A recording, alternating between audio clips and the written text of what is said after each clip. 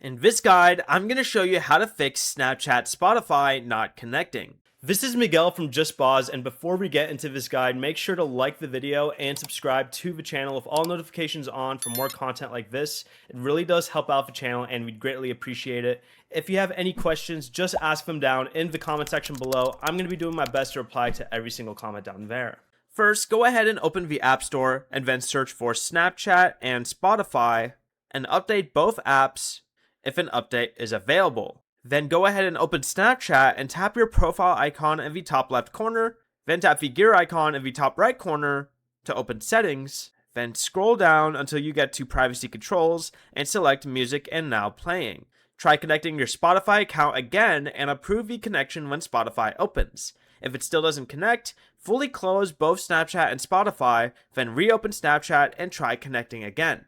You can also restart your iPhone and repeat the connection by going to this same menu and trying to connect to Spotify again.